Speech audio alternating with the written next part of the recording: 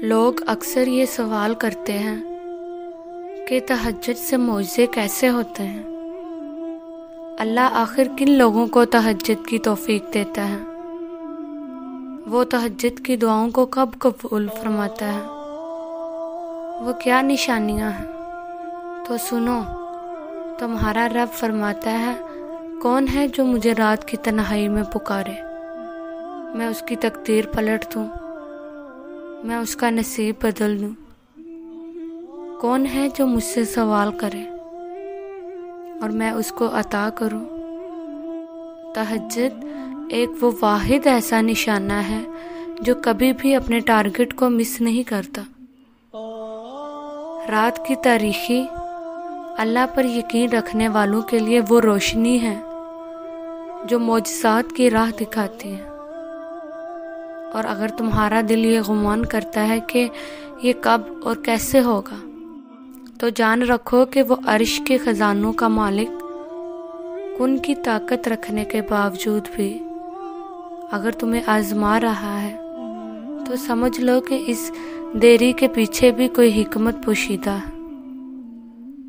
یاد رکھو، بہت سی دعائیں اور اس کے پازیٹیو امپیکٹ ہم جلد بازی میں ضائع کر دیتے ہیں، اور تم یہ جان نہیں پاتے کہ جب دعا فیصلہ کن مراحل میں داخل ہوتی ہے تو وہ تقدیروں کو بھی پلٹا کر رکھ دیتی ہے۔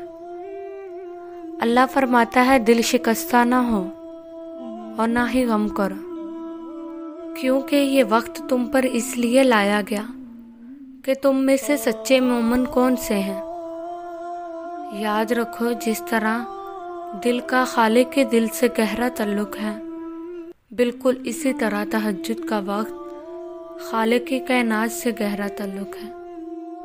اس وقت وہ رب اپنی رحمت کے ساتھ متوجہ ہو کر تمہیں خود سے قریب کر کے تمہاری فریاد کو بڑی غور سے سنتا ہے، کیونکہ تہجد تو ہے ہی عطاؤں کا دروازہ، تہجد تو ہے ہی ہر مسئلے کا آخری حل اور کن کا آغاز۔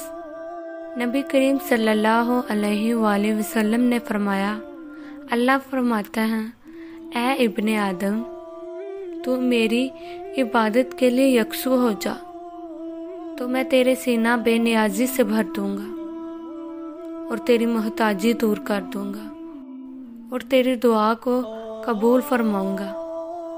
سنو، جب تم دن رات اس پریشانی میں رہتے ہو کہ آخر اللہ میری دعا کب قبول کرے گا، تو سنو، اللہ فرماتا ہے، خود کو ہرگز کمزور نہ پڑنے دو، اللہ ساری باتیں سنتا ہے اور وہ نہایت باخبر ہے۔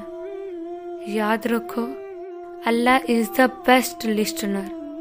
اللہ کا انسان کے ساتھ اتنا ڈیفرنٹ، اتنا انر والا تعلق ہے نا، کہ جب تم تہجد کے وقت اس کے آگے روتے ہو تو وہ تمہارے آنسو اتنے قیمتی رکھتا ہے کہ یقین کرو وہ ایسے تقدیریں بدلتا ہے کہ انسان کی خود کی عقل حیران رہ جائے۔ اللہ فرماتا ہے، اور تیرا رب تجھے بھولنے والا نہیں، تمہاری حاجتوں اور ضرورتوں کا پورا کرنا، تمہاری قسمت کا بگڑنا اور سنورنا سب اللہ کے اختیار میں ہے، لہٰذا تمہارا اس کے آگے جھکنا اور اس سے مدد طلب کرنا تمہارا عین تقاضا ہے۔ یاد رکھو، رب کی طرف سے تہجد میں سکون ملنا قبولیت کی بڑی خاص نشانی ہے۔ جب لگے دامن خالی ہے اور امیدیں تم نے ہاری ہیں، بس کچھ مت کرنا، صرف خاموشی سے سجدہ تہجد لگا، وہ تم کو راہ دکھائے گا، وہ تمہاری بگڑی بنائے گا اور وہ تمہاری قسمت کو پلٹائے گا اور تمہارا خالی دامن بھر دے گا۔